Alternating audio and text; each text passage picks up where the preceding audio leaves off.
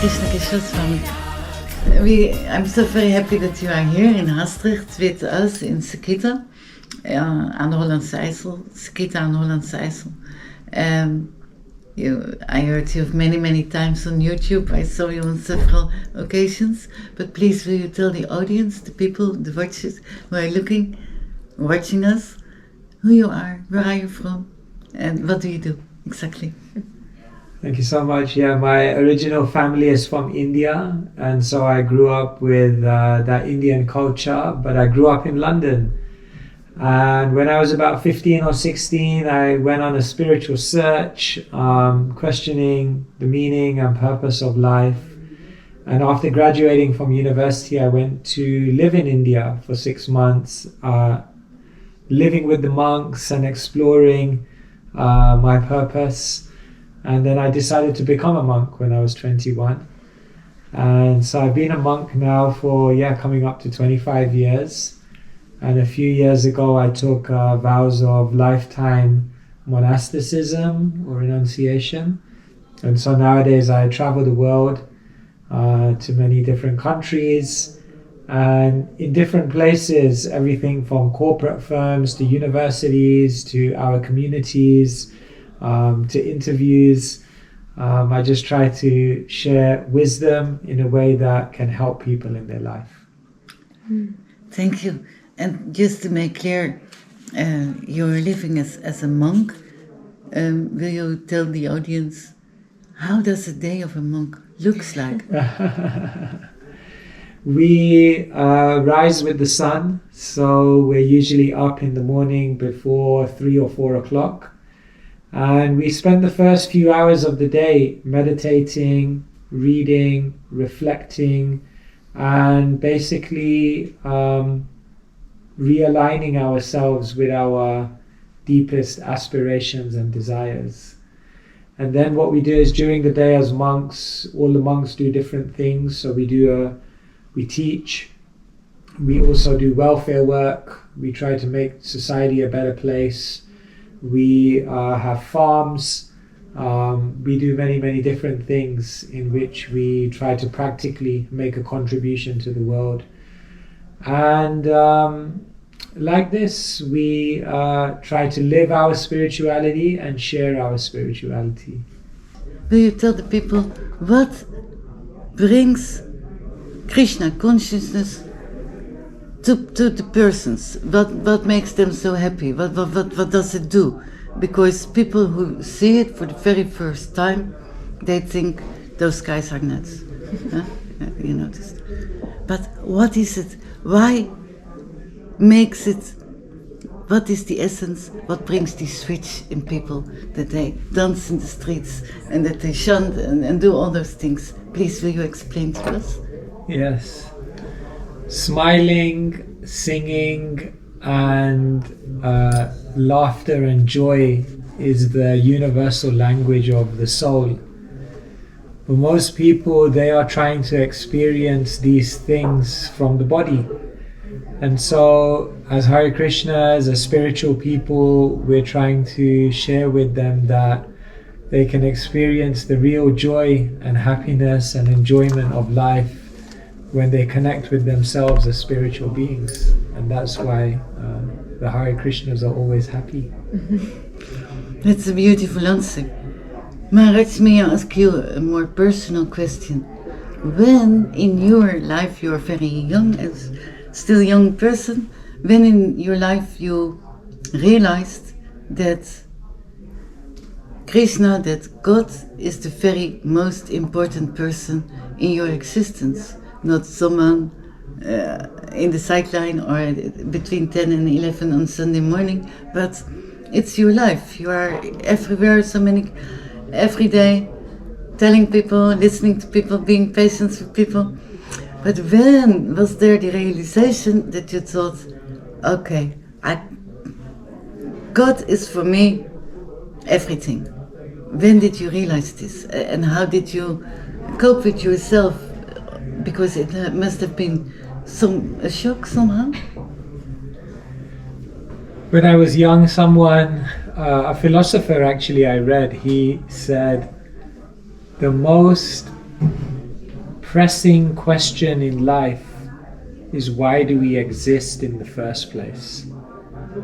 And when I read that, I was always fascinated, because I realized until and unless I answer this one question, I won't know what to do with my life.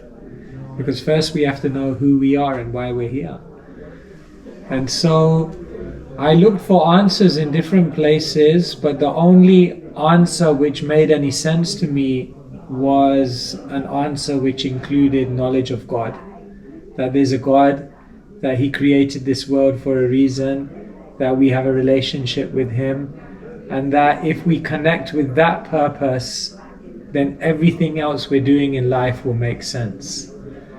And so it was actually very, very natural to put this relationship first, because once you have this one relationship, every other relationship, every other effort that you make in life, it all begins to make sense. And so now I find that my relationship with God relates to everything I do in life, because God is not separate from anything, but He's involved in every aspect of our life. Wow, this is also a very beautiful answer. I know, I'm told, I experienced, we do have a guru, a spiritual master. And before you, there are many people, they tell that they know to tell you how to reach God, but how you know and how you feel. And when you decided that spiritual master came in your life, and he was the one who was able to bring you back to Godhead. Perhaps the first question is, because of not everyone realizes what is a spiritual master. You are now a spiritual master, but before you had also the help, the support of your own spiritual master, and you chose him and you found him, or he found you. And when you knew he was the one for you. And first, excuse me, is the question, what does a guru, what does a spiritual master, what does a spiritual teacher do for with his disciple, please? I guess the most simple way to explain it is, a guru is someone who knows the way to God, but also the guru is someone who goes the way to God. They're doing it themselves. And the third thing is that the guru is one who shows the way to God. And so if you meet someone who has all the answers, but more than that, if they're also living that and practicing it in their own life, and more than that, if they're able to encourage and empower you to do the very same thing, then you can understand that that person is your guru. And so when I met my spiritual master, I thought, he can answer all my questions. And then I started spending time with him, observing him, and I was like, he's also living this in his life. Will you mention his name, please? Tell about Keshava Swami. And then when I asked him questions of how I could also be like him, although you can never be like your guru, his answers also transformed my life, and he was able to show me how I could also do it. What was the first time when you met him? Was it in England? Was it in... How you met him, actually? When you saw him for the very first time? I do remember. I remember when I saw him for the very first time. Do you remember? Yeah. The first time I ever saw Keshava Swami was probably in the late 90s, and I saw him in India. And my first impression of him was that he's very serious. Actually, it's the complete opposite. But when I saw him, I only saw him for a short time, and his expression was very serious. But two things came to my mind. He's very serious, but I think he's also very deep. And so those were my first two. I just saw him in passing. And then I met him in the early 2000s when I was living as a monk in London. And at that time I remembered him because he would wake up very, very early. and he would chant very, very loudly, and he would wake us all up. And I thought, wow, he's so strict about his spiritual practice. But yeah, I just felt it's hard to actually describe, but it's when I met him sometime later, it wasn't even an intellectual thing, but I just realized this is the person who will guide me in my life. And it was very mystical because there was no like rational reason in one sense. It was just really from the heart. That's wonderful. That's beautiful. And I can imagine that there came a point in your lives that you also discussed it, because as we know, Guru Maharaj Keshava Swami, he left this planet several years ago now, and he knew he was going to leave the planet. So during this period of time, I might imagine that the two of you have been talking about. He had so many disciples, and you're also a spiritual master. Did he ask you something about how is your relationship with his disciples? Because life is hard, life is difficult. I mean, people need so much guidance. Did he discuss those things with you? Is it a private place? No. Tell me. We had many conversations about this topic, and one thing he often said, he said, my disciples are very, very unique. They're all free spirits, they're all colorful and charismatic in their own ways. And he said they're very, very creative and they can do many, many things, but they need someone in their life who will accept them as they are and encourage them and not judge them. And he said, and I don't think he just said that to me, but he said, yeah, if you can do that, if you can accept them for who they are and encourage them from where they are. And as I travel around the world and I meet my God brothers and God sisters, I'm so impressed by them and their devotion. And I think they will all do amazing things. And if we can all help and support and encourage each other, I think that will make him happy.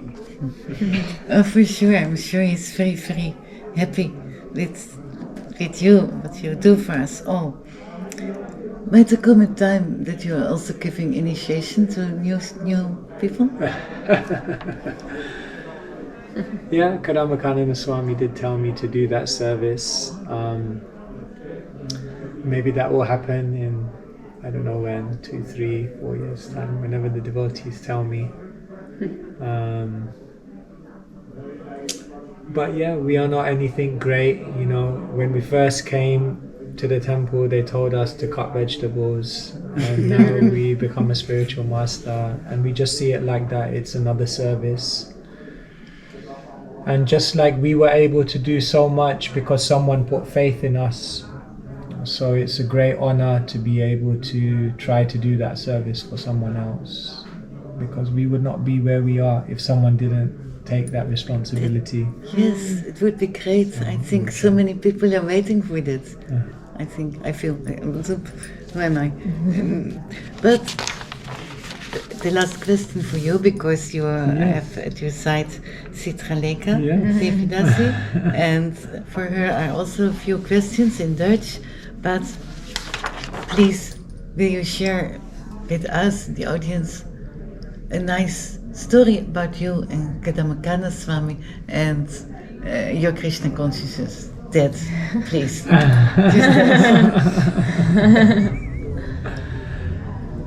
Many things. Well, I'll share with you something that he said to me, which I reflect on every day.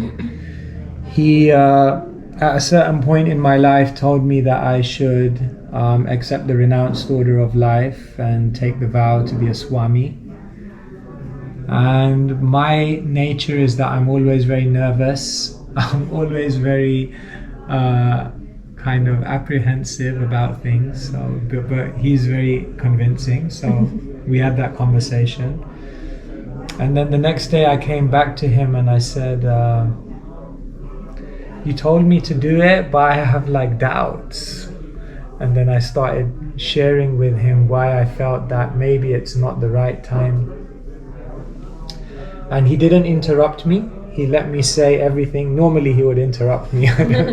But this time he let me say everything. And then he looked at me and he said something which I remember to this day. He said, don't always be fearful about what could go wrong, but instead start getting excited about what could go right. And he said, don't allow your life to be driven by fear. Rather, let your life be driven by your dreams. And then he looked at me and he said, yes, it's a risk. Everything's a risk. But if you take a risk and you do it with sincerity for Krishna, you will meet Krishna on the other side. And so I try to remember that. These are beautiful words.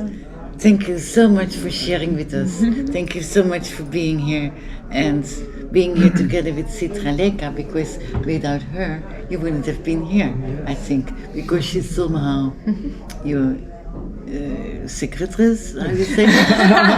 you make the arrangements, Mata, don't be too humble.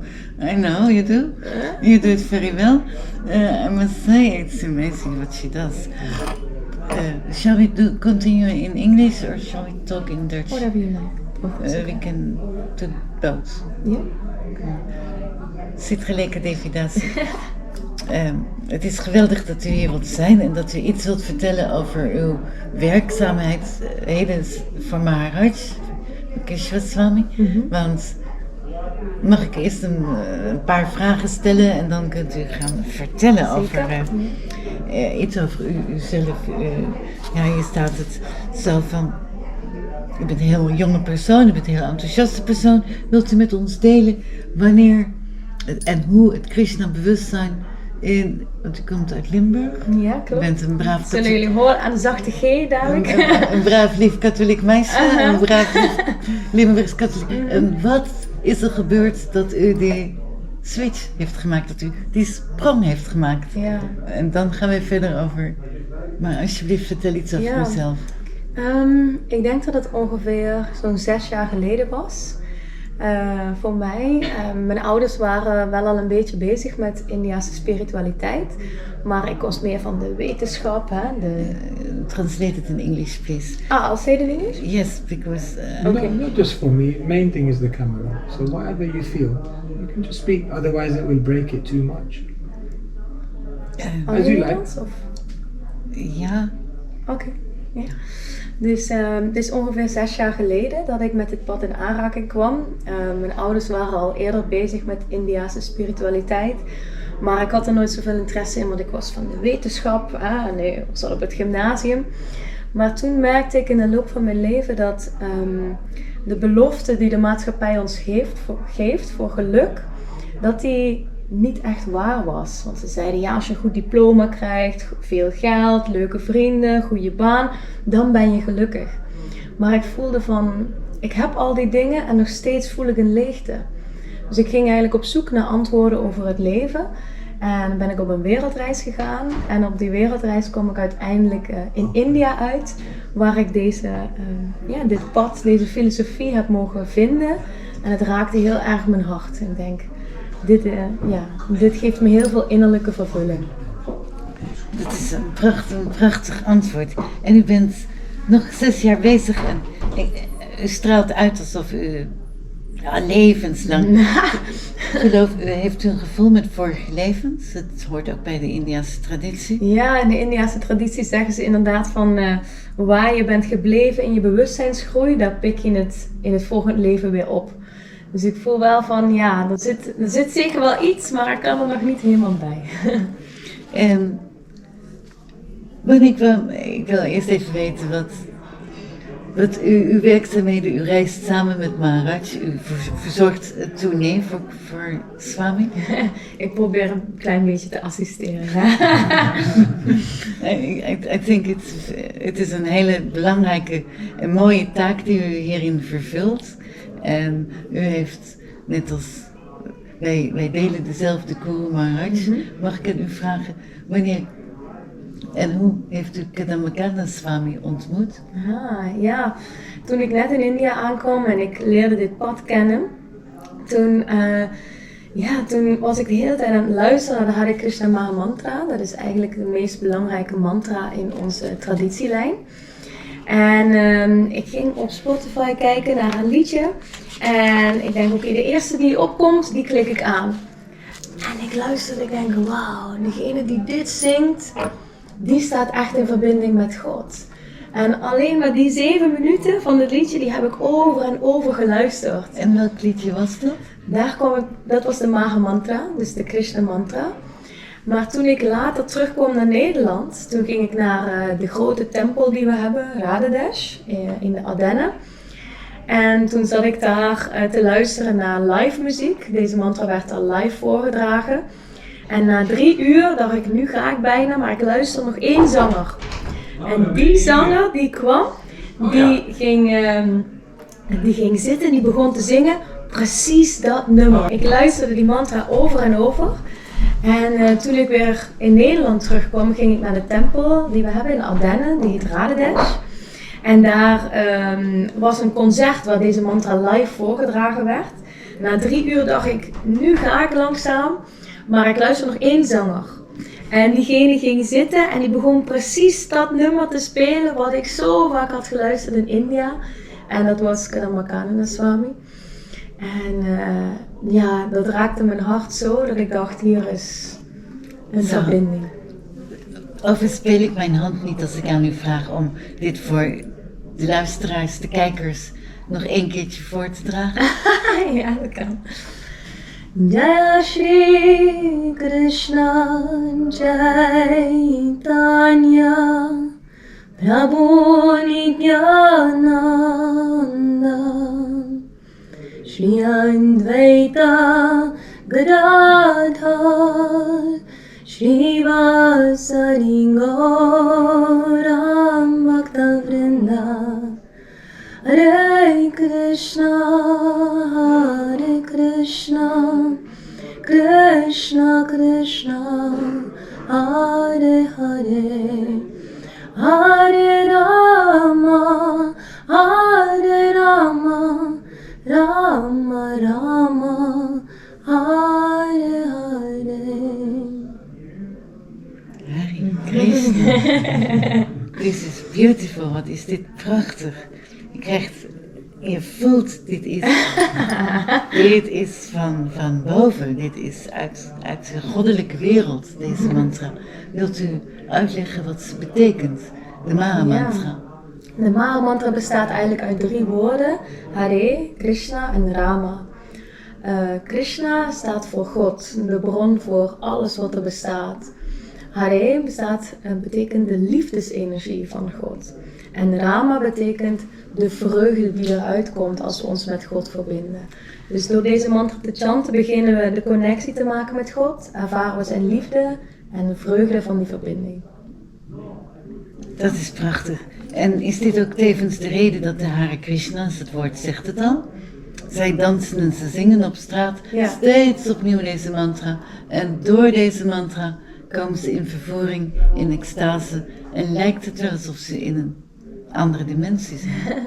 Ja, je probeert eigenlijk door deze mantra opnieuw en opnieuw te zingen, probeer je hart langzaam te openen. En het eeuwenoude zaadje van pure liefde wat in ons hart zit, langzaam te laten ontplooien.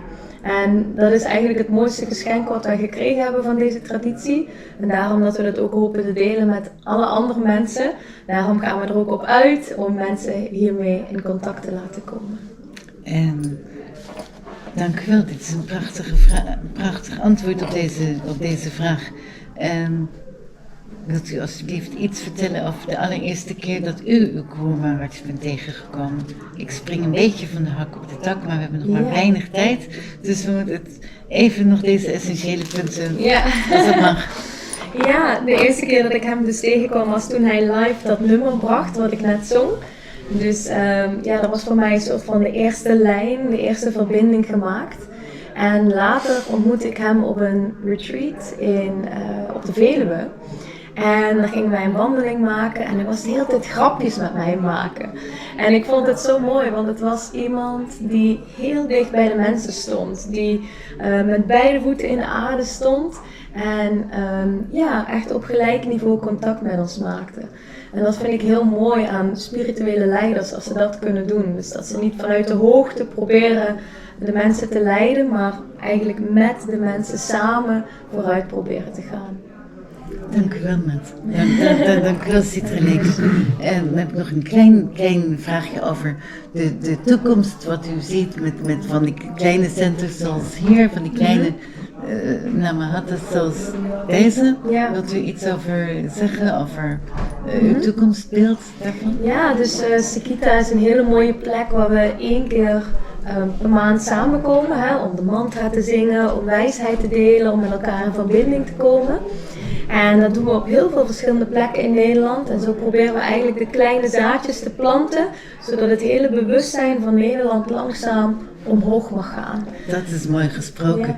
And you and Keshava Swami together, do you have intentions for making special programs or retreats here in Holland also? Is that in the future? I mean, are you planning for the future to come back to make small retreats or things like that? Together you are so strong and do my Sure, no, the plan is to, in whatever creative ways we can, share Krishna consciousness to this opportunity and this wisdom to many people. So Citralekha is a wonderful organizer, so whatever they tell me to do, I do. We hope, I do certainly hope very, very much that you will come so often as possible to Hare Krishna aan de Hollandse IJssel. Alsjeblieft. Thank you so very much for this. Thank you so much. For this opportunity. Hare Krishna. You're a good interviewer. Dat was hem. Hare